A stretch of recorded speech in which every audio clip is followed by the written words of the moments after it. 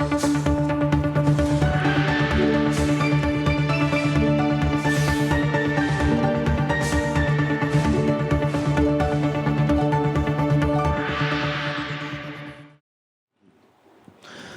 հեռուստատողներ, հեռանկարի հյուրն է սոցիոլոգ վերլուծաբան Կարեն Սարգսյանը, բարև ձեզ պարոն Սարգսյան, շնորհակալություն մեզ հյուրընկալելու համար։ Շնորհակալություն Գեղարվանյան։ Ընտրությունները ավարտվեցին, լեգիտիմ ընտրություններ էին, չէ՞։ Այո։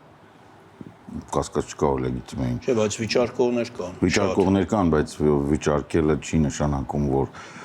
լեգիտիմ չէին, ընդհակառակ վիճարկումը նշանակում որ ընտրությունները լեգիտիմ էին եւ վիճարկողները դիմում են լեգիտիմ մեխանիզմներին, այսինքն օրենքով նախատեսված մեխանիզմներին վերահաշվարկի կամ այս կամ այն խնդիրները լուծելու սեփական կուսակցության ընդհանուր ժողովրդավարական, բայց լեգիտիմության եւ ոչ լեգիտիմության հարցը շատ պարզ է, այսինքն օրենքի սահմաններում ամեն ինչ տեղի ունենում, թե ոչ։ Այս պահին մենք ունենք ընդդիմադիր մի քանի կուսակցություն կամ ինչ որ հայտարարություն անող քաղաքական ուժեր, որոնք օգտագործելով Հայաստանի Հանրապետության օրենսդրությունով նախատեսված մեխանիզմները փորձում են վերանայել ընտրությունների արդյունքները։ Դա ընդհանուր առմամբ նորմալ։ Բայց բոլոր ընտրությունները չէ, որ լեգիտիմ են եղել մեր երկրում։ Ես նորանկախ Հայաստանը նկատի ունեմ։ Չէ, բոլորը չէին։ Եղել են, որ հայտարարություն ա եղել, հիշում ենք, ասենք, փառկաստ երիտասարդ սերունդը կարող չէ հիշի, այսինքն իմ ուսանողները շատերը չեն հիշի, դա որտեղ չեն մասնակցել, բայց մենք հաստատ պիտի հիշենք։ Մենք շատ լավ հիշում 96-ից սկսած, հա, 96-ից տեղ ինչ ներքև մենք գիտենք, որ վանդակն է, որ լավ չի աշխատում, որ կարանք մտնենք ազգային ժողով, մինչև հիմա դա տենց է։ Բոլորը լեգիտիմ չէին, 18-ից առաջին լեգիտիմ ընտրությունը ունեցան։ 18-ից առաջ 17-ը լեգիտիմ էր։ 17-ը շատ հզոր ընտրություններ էին։ 17-ի մասնակցությունները շատ բարձր։ Ինչով էր պայմանավորված։ Երևի թե այդ փոփոխությունը սահմանադրության, որը որ նախագահական համակարգից հրաժարվելն էր, եւ մարդկանց մեջ հույսեր առաջացնում, որ Ես նկատի ունեի, որ քաղաքական դեմքերը, դերակատարները չէին փոխվել։ Դա մինչև հիմա չեն փոխվել մեծ հաշվով։ Լավ։ Դուք տեսեք, դու եթե խոսք գնան մասին, թե արդյոք դեմքերի փոփոխության հետ կապված լեգիտիմությունը փոխվում է, իհարկե ոչ։ Համակարգի հետ է լեգիտիմությունը փոխվում։ Այս ընտրությունները լեգիտիմ են եւ արդյունքը այնինչ ունեցան կանխատեսելի է։ Այո, ես բազմիցս դրա մասին եթերում ասել եմ, որ ոչ մի արտարոց բան տեղի չունեցավ։ Ընդհանրապես ոչ։ Ամբողջ պայքարը մոտավորապես մայիսի 7-ից հետո, այսինքն այն պահից, երբ ավարտվեց Երևանյան երկխոսությունները, երբ Եվրոպական միության հիմնական դերակատարները եւ Եվրոպայի դերակատարները ցույց տվեցին, որ նրանք աջակցում են Նիկոլ Փաշինյանին, այնուհետ Նիկոլ Փաշինյանին աջակցեց նաեւ Ջեյդի Վենսը, ամբողջ խնդիրը այն էր Նիկոլ Փաշինյանը արդյոք ստանում է համանդրական մեծամասնություն թե չի ստանում, բայց ընդհանրապես հարց չկար Նիկոլը հաղթում է թե չի հաղթում։ Ես արտարոց ասելով առաջերտին արդյունքի իմաստով նկատի ունեմ, բայց կարծում եմ որոշ արտարոց բաներ եղան, օրինակ այն որ մեր խոսույթ մտավ արդեն ընտրական туриզմ այդպիսի հասկացություն։ Հիմա դա իհարկե շատ տհաճ երևույթ է, երբ բայց որը եւ ծավալ ուներ եւ որակ դիալեկտիկական առումով չէ, ոչ թե հաստատության։ Հա, նկատի ունեմ, որ շատ մարդիկ ի վերջո, ճիշտ է։ Դե տեսեք, հիմա մեծ հաշվով իրանք Ռուսաստանում գտնվում են ճնշման տակ, իրանք շատ վաղուց ապրում են մի համակարգում, որտեղ բարոյականություն գոյություն չունի, իրանք շատ վաղուց ապրում են միտեղ, որտեղ իրանք սովոր են ենթարկվել FSB-ի լեյտենանտիկի եւ իրանք բոլորին թվում է, որ իրանք լավ տղա են, ոչ, իրանք ոչ մեկը իրանցից լավ տղա չի, իրանք բոլորը մլիցեք երաման կատարող են վատ իմաստով։ Ու իրանք արժանապատվությունը վաղուց վաճառվում է Չերկիզևսկի շուկայում 10 հատի դիմաց 1 ռուբլով, կարող ավելի էժան չգիտեմ։ Ես ուզում եմ մտածել, որ այդ ընտրական туриստների մեջ կային մարդիկ, ովքեր սեփական կամքով, սեփական միջոցներով եկան, ընտրեցին եւ սեփական ձայնը այստեղ։ Ես ուզում եմ այդպես մտածել, բայց իհարկե մեծ մասի մասին չեմ կարող այդպես մտածել։ Դուք օրինակ ինչ կասեիք։ Մեզ մոտ ազատ երկիր է։ Հիմա դուք ասում եք, որ ես ուզում եմ այսպես իհարկե մտածել։ Ես ուզում եմ մի փոքր լավատես լինել, բայց դուք օրինակ ինչ կասեիք այդ մարդկանց, կասեիք, որ եթե դուք պիտի այստեղ չապրեք, մի եկեք այստեղ ընտրեք եւ որոշեք թե մենք ինչպես պետք է։ Ես դա չի ասի, որովհետեւ եթե ես չեմ կարող կանխագուշակել իրանք կարող այս բանը այստեղ չեն ապրում, բայց ուզում են գան։ Այսինքն մարդը կարող է իր համար ոնց որ ասում են ռեզերվային օդանավակայան ասարկում, բայց այդ պարագայում չեմ հասկանում ինչ եք դուք գալիս ու ստեղ սարքում այն ինչից դուք պատրաստում եք փախնել։ Եթե ձեզ ընդեղ այդքան դուր է գալիս, ձեզ ոչ մեկ չի ստիպում Ես էլ գալ եմ ասում, այնտեղ որտեղ ապրում են ավելի փաստորեն լավ երկիր է կան։ Դե, չէ, ես դրա համար եմ ասում, չէ, իրանցից եւ ոչ մեկ բան չունի, բարոյական հիմք չունի այդտեղ գալու քվեարկելու։ Տեսեք, տոտալիտար երկրներում ապրելը շատ ծանր է, մենք կարող ենք լինել ոնց որ իրավունքների պաշտպանության տեսանկյունից հանդես գալ որպես սոցաշխատող, նույնիսկ հոգեթերապևտ։ Բայց դա մենք մեր սեփական խնդիրները ունենք եւ այդ ձեր հոգեթերապևտիկական խնդիրները թող գնան լուծեն Ռուսաստանում։ Ինձ մոտ էլի է հարց առաջանում, օրինակ բանը, ինչի չեն գնում ծառայելու, եթե եկել են դժգոհությունը բան։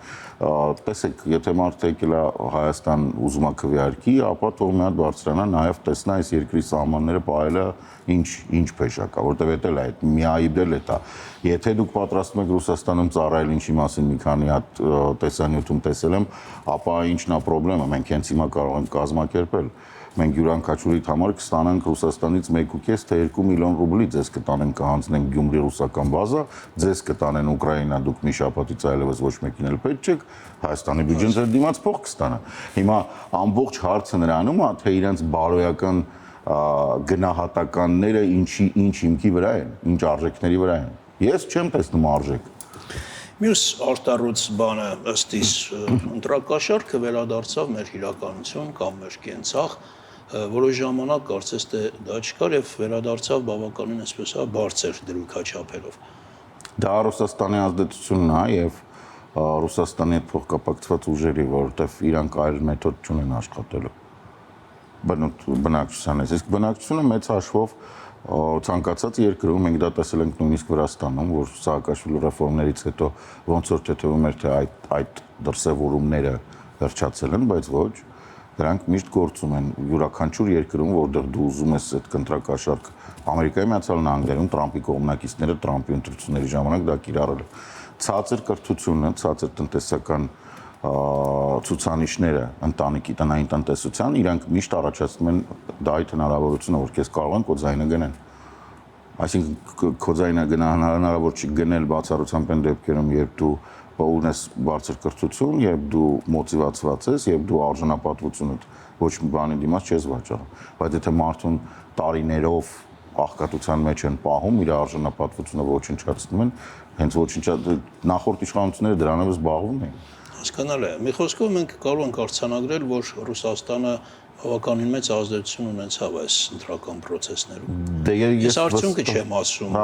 Ազդեցություն կամ ձգտում կամ միանշանակ դուք ճիշտ եք, որովհետև Ռուսաստանի մասին խոսում էին բոլորը, Նիկոլ Փաշինյանից մինչև ամենավերջի ռուսամետը, որի անունը ես չեմ հիշում։ Լավ, դուք Նիկոլ Փաշինյանին համարում եք ռուսամետ քաղաքական գործիչ։ Այդ դեպքում ինչու է Ռուսաստանը այսքան, չգիտեմ, խանդով վերաբերվում եւ ինչու է հիմա այսպիսի ջղացումների մեջ, եթե Նիկոլ Փաշինյանը ռուսամետ քաղաքական գործիչ է։ Ռուսաստանը առավել է ուզում։ Դաշտում կային ավելի ռուսամետ ուժեր, որոնք պատրաստ էին Հայաստանը ամբողջությամբ զոհաբերել հանուն Ռուսաստանի շահերի։ Առավել ուզում, այսինքն ցանկացած դեպքում Ռուսաստանը ինչ-որ բան չի կորցնում, հա, պարտված չէ այստեղ։ Չէ, պարտված չի։ Բոլորը ռուսամետ են ըստ ձեզ։ Եվ ընդդիմությունը, եւ Նիկոլ Փաշինյանը։ Խնդիրը Ռուսաստանի տեսանկյունից կարող է լուծվել այն ուղղությամբ, որ Հայաստանը կորցներ սուբյեկտություն, սուվերենությունը։ Այսինքն մենք հիմա արհեստական բանականության բան ենք բացում ամերիկացիների հետ, արդեն եկել են, եթե կրում են ռուսական ուժերը, հաղթում են ռուսական ուժերը, այդ ամբողջը Ռուսաստանը օգտագործում է իր շահերի համար։ Հիմա ինքը օգտագործում է Yandex-ը եւ Ռոստելեկոմի դատա կենտրոնը, որ ստեղա կառուցվել, որովհետեւ իրանք Հայաստանում են դրանք պատժամիջոցների տակ չեն, չնայած թե Yandex-ը, թե Ռոստելեկոմը պատժամիջոցների տակ են։ VTB Armenian պատժամիջոցների տակ չի, չնայած VTB բանկը պատժամիջոցների տակ է։ Եվ բոլոր այն հնարավորությունները, որոնք Հայաստանը ստեղծում է, որովհետեւ Հայաստանը ունի սուբյեկտություն եւ Հայաստանը ունի հարաբերություններ նորմալ երկրների հետ, Ռուսաստանը ուզում է Իրանով անի, ինչի՞ չէ որ։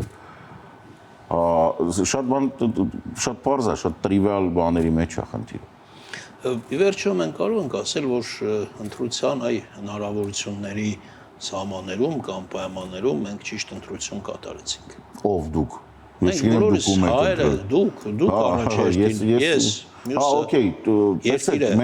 մենք ընտրել ենք, մենք ընտրել ենք եւ դրանով արդեն իսկ ճիշտ որոշում ենք կայացրել։ Չենք կոպիտ ասած չենք վախեցել, չենք բանալ, գնացել ենք ընտրության։ Ինչա ստացվի արդյունքում, ասում եմ կոպիտ ասած մենք մեղավոր չենք, այդ անձրևի պես մի բան է։ Հիմա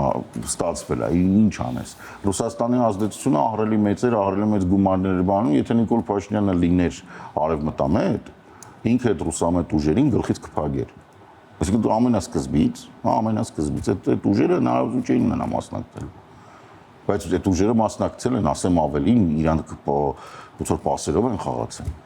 Ամբողջ ընտրապայքարը Նիկոլ Փաշինյանը խոսում էր Ռուսաստանից։ Լավ, ամեն դեպքում դեռ ինչ-որ հետընտրական process-ներ են տեղ ունենում, այ ինչ կարելի է կանխատեսել, ինչ ուղղությամբ կարող են զարգացումներ տեղ ունենալ։ Ես նկատի ունեմ հնական, որ պահանջում են չվերցնել մանդատներ, օրինակ այդ տարբերակը ում ավելի շատ ձեռնտու կեղնի իշխանություններին, թե ընդդիմությանը, որովհետև եթե վերջը հաշվարկել, որովհետև այդ ամբողջ մաթեմատիկա է, պետք է հաշվարկել, տեսնել, եթե մանդատը չվերցնի, ինչ է դրանից փոխվում։ Պետք է հասկանալ, թե վերահաշվարկը ինչ արդյունքների կարող բերի, որտեղ ես վստահ եմ, վերահաշվարկի արդյունքում ավելի շուտ կաճի Նիկոլ Փաշինյանի կուսակցության ձայները, քան ընդդիմության։ Այսպես որտեղ այնտեղ հասկանալի է ինչ մեխանիզմներ են գործել, էլի։ Այնպես որ այդ վերահաշվարկի վրա ես դեռ հույս չէի ունեն։ Եթե ինչ-որ մեկը չի ուզում ճանաչել ընտրությունների արդյունքները, օքեյ, այդ ուրիշ հարց է, այդ ասենք սահմանադրական դատարան, բարի ճանապարհ։ Գնացեք դիմեք։ Բայց այս ամեն ինչը արդեն նշանակություն չունի, որովհետև հիմնական խաղացողները ընդունել են ընտրությունների արդյունքները։ Բայց վերահաշվարկի հիմնական պահանջողը վերահաշվարկի Բարգավաճ Հայաստան կուսակցությունն է եւ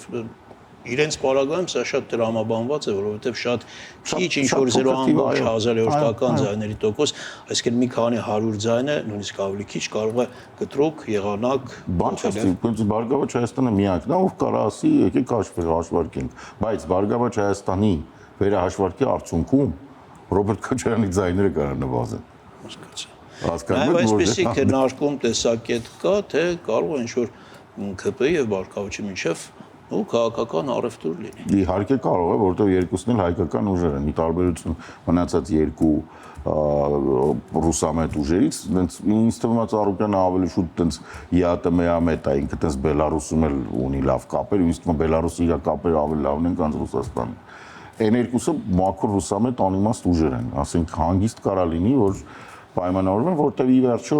Ծառուկյանի հիմնական ունեցվածքը այսպես թե այնպես լավ ունեցվածքի զգալի մասը Հայաստանում այնքան ավելի վերահսկել է Հայաստանի Հանրապետության համապատասխան մարմինների կողմից։ Բայց կողմից։ ընդդիմություն կարծում եմ չի ուզենա, չէ՞ որ ամեն ինչ, այսպես ասենք, գործը հասնի այնտեղ, որ ընտրությունները չեղարկվեն, նոր ընտրություններ լինեն, որովհետև հաստատ ինքնաթիռով այդքան մարդ էլ չի գա, գումարը չի բաժանվի, կարող է այդպես իրենց համար ծախսա։ Հասկանում եք, այդ մեր համար ընտրություն, Նիկոլ Փաշինյանի համար հաղթանակ, Ալիևի համար տխրություն, որովհետև սահմանադրությունը ոնց որ չի ստացվում սահմանադրական մեծամասնություն, ամբողջ Եվրոպայի համար վերջապես գոնե մեկը ժողովրդավարական ընտրություններ արեց, վերջի 6 տարվա մեջ էս ինչ էր, բայց ասենք ընդդիմության համար ծախս է, մաքուր ծախս։ Ու Կիրենկոյի համար էլ է ծախս, այն խեղճ Կիրենկոյին ու խեղճ պայմանը ճակերտներով կարող է շատ լուրջ պատժի ենթարկեմ, որտեղ ինքը Հունգարիա, Մոլդովա, հիմա Հայաստան ոնց որ ինչին կպնում է սաղ բլում է, ասեն կարող է քեզանից է տղա ջան, որ տենց է, ու այնտեղ պատիժներ կիրառվեն։ Ես ամեն դեպքում վստահ եմ, որ Ռուսաստանը շատ գոհ է այս արդյունքներից, որովհետև Նիկոլ Փաշինյանը մերավ ասելով, որ давайте жить дружно, կոդ Լեոպոլդի դեմքով մանա գալի, ասում եմ մենք Ռուսաստանի հետ չենք պատրաստվում։ Դե հիմա ինչ դրանից ավել կրակ, աստուց կրակ ես ուզում։ Թող պետք է բավարարվեն Նիկոլով ռուսները։ Հիմա եթե չեն ուզում Նիկոլով բավարարել, ասում եմ շատ ավելի ծանր իրենց համար կարող լինեն ընտրությունները, եթե օրինակ Արարատ Միրզոյանը ոնց ասեց, որ ասում է պետության համը կմնա բերանները, ես գիտեմ, որ բազմաթիվ մարդիկ կան, ովքեր այդ սպեկտրը համային պատրաստ են լայնացնել, էլի ոչ միայն պետության, այլ նաև Ռուսաստանը շատ ծանր վիճակում կարա հայտնվի այստեղ ամբողջ իր ունեցվածքի ազդեցության եւ հնարավոր զարգացումների բանը այդ համալիրը հիմա լրջագույն վտանգի տակ է։ Ես շատ ուրախ եմ դրա համար, որ իրանք վտանգված են եւ իրանք ուշ թե շուտ պետք է հասկանան ու դուրս գան սեփական ոտքերով։ Ուղղակի Նիկոլը ամեն ինչ անում է, որ իրանք դանդաղ դուրս գան, բայց հիմա բոլոր կողմերից ասում են դանդաղ չպետք է լինի։ Օրինակ ռուսական բազան Գյումրի դանդաղ չպետք է դուրս գա, ինքը դանդաղ չի դուրս գա երբեք։ Ընդհանրապես 2.5-3 հազար հոգի մարդ են։ Մի օր պետք է գաս, ասես հաջողություն։ Ու բոլոր ոլորտներում տենց պետք է լինի։ Այդ սահմանադրական մեծամասնություն ապահովելու խնդիրը գործող իշխանությունը կամ վերընտրված իշխանությունը ըստ ձեզ ինչպես կարող է լուծել։ Ինձ թվում է բազմաթիվ մեխանիզմներ կան, հիմա ինչ որ անհասկանալի կերպով կենտրոնանում են նրա վրա, որ հենց ազգային ժողովում 2/3 պետք է լինի, ես ես հիշեցնեմ, մենք կարող ենք ըստ հանրակրվեի մասին օրենքի ժողովուրդն էլ կարա պահանջի հանրակրվե։ Այսինքն այնպես չի, որ ինչ-որ դա հենց այդպես կապած է։ Կոպիտ ասած 600,000 ստորագրություն, որ ընտրողների 1/3-ը, հա, որ հավաքեց պահանջեց։ Բայց նաև այնպես, որ դա հասարակության կողմից չընկալվի որպես Ադրբեջանի կողմից Հայաստանին իջեցված Դա պահանջ։ մեխանիզմներից մեկն է, եթե ինքը հանեց հիմա հանրային կոպիտ ասած պահանջ, ինքը կարա հավաքի 300-400,000 ձայն ստորագրություն իօգուտ հանրակրվեի համանadrության փոփոխության, դա էլ չի ստացվի Ալիևի պահանջ։ Մեր համար կմնա նրանց ովքեր որ վերլուծում են քաղաքական դաշտը։ Կարծում եք, որ ընդդիմությունը հենց այս կետը չափից դուրս է շարքում։ Ես կարծում եմ, որ ընդդիմությունը առաջինն է կողմ քվեարկելու, ոնց որ ընդդիմությունը երբևիցե նախընտրական ընթացքում չասեց, որ ինքը Եվրամիության դրոշը վառելու է, որ ինքը երբեք չասեց, որ ինքը բանին Տրամպի նկարը կախելու է, որ այն դրոցիկ խփի ու տրիպը փագի, չէ, իրանք բոլոր այդ ձեռքբերումները Նիկոլի բանը, որովհետև նույնն են։ Գաղափարապես իրանք նույնն են։ Այնտեղ հարցը ամբողջությամբ այն է Հայաստանը ըստ Ռոբերտ Քոչարյանի գուբերնիա է, ըստ Սամվել Կարապետյանի, ասենք, ինքնավար մարզ, ըստ Նիկոլ Փաշինյանի պրոստը լավագույն բարեկամ Ռուսաստանի։ Այս նույն սպեկտրն է, ուրիշ ոչ մի բան տեղի չի ունենում։ Իրանք ոչ մի նոր բան Հայաստանին չեն առաջարկում։ Ընտրություններին մասնակցում էին թվով 19 քաղաքական ուժեր, թեև մեկը ընթացքից դուրս եկավ, բայց ամեն դեպքում վերջում ունեցանք գուցե ունեցանք պատկեր, որտեղ, չգիտեմ, կան քաղաքական ուժեր, որոնց իմ հաշվարկներով նույնիսկ ոչ բոլոր հարազատներն ու բարեկամներն են քվեարկել, թե չէ չգիտեմ, առնվազն 1000-ի շրջակայքում թիվ չպետք է լիներ։ Այդ կուսակցությունները ինչ ստացան, ինչ շահեցին այս ընտրություններից։ Կամ արդյոք նպատակահարմար է, որ մնան դեռ քաղաքական դաշտում։ Ամբողջ սպեկտրը պետք է դրանցից մի քանիսը շատ հին պատմություն ունեն, նորաստեղծ չեն։ Օրինակ ՀԱԿ-ը։ ՀԱԿ-ը վաղուց պետք է փակվի։ ՀԱԿ-ը շատ վաղուց ինքը պետք է փակվի։ Իր սեփական որոշումով հակառակ դեպքում պատմությունն է փակելու, այ դա տհաճ է, դա ամոթ է, բայց ասենք իրանց բանով պետք է հավաքվեն, եթե կարողանում են հավաքել, օրինակ, չգիտեմ, ունեն այդ համաժողով, երևի կհավաքեն այդ 300 հոգին համաժողովի, պետք է քվեարկեն բոլորը կողմ, ՀԱԿ-ը փակվում է պատմության էջերից գնում է ուղիղ արխիվ, հակառակ դեպքում ինքը տենց բան անում, շատ տենց բաներ կան։ Ես վստահ եմ, որ այս ընտրություններին մասնակցած այդ թվում հրաժարվածը բոլոր ուժերը իրանք արդեն իրենց սպառել են վաղուց։ Այս մարած օբլիգացիաների ընտրություն էր։ Սա պետք է փակվի եւ գնա արգելացվի։ Նաեւ մենք այսպես փողոցային պայքարի կոչերի մասին ենք լսում, որքանով դա կարող է տեղ ունենալ հետագա զարգացումներում։ Հայաստանի Հանրապետությունում փողոցային պայքար հիմա սկսել հնարավոր չի երկու պարզ պատճառով։ Նախ կոչանողները հեղինակություն չունեն, որովհետեւ դա բավականին լուրջ հեղինակություն դու պետք է ունենաս, որ կարողանաս կոչ անես, հասկանում ես։ Եվ չունենային ինչ ասում են քրիտիկական մասը, իսկ այդ քրիտիկական մասան էլ իր քրիտիկական մասան այդ տարօրինակ չոլկեքով Ռուսաստանից եկած տարբեր շատ հյուսիսային կովկասներից մարդիկ են, ինքը ստեղ մարդ չունի։ Այսինքն տեսեք, փողոցային պայքարը նշանակում է, որ դու կարող ես երեկոյան մութ ժամանակ տնից դուրս գաս եւ Երևանի փողոցներում օրինակ քայլես։ Մարդկանց բարևես, հետները շփվես։ Իսկ այդ մարդիկ սաղ կյանք նայել են Երևանին իրենց սեփական կամ պետական ավտոմեքենայի պատուհանից։ Ավարտում ենք, պարոն Սարգսյան, ես ուզում եմ մի քանի վայրկյանում ուղղակի համամիտ եք, որ մենք ըստ էության ունենալու ենք նույն ազգային ժողովը, որը 8-րդ գումարման ազգային ժողովն էր, մի փոքր այստեղ դերերն էլ չեն փոխվում, այլ մի քանի դերակատարներ են Համաձայն։ Շնորհակալություն։ Ես եմ շնորհակալ։ Այսքանը հարգելի հեռուստատողներ, մեր հյուրն էր սոցիոլոգ, վերլուծաբան Կարեն Սարգսյան։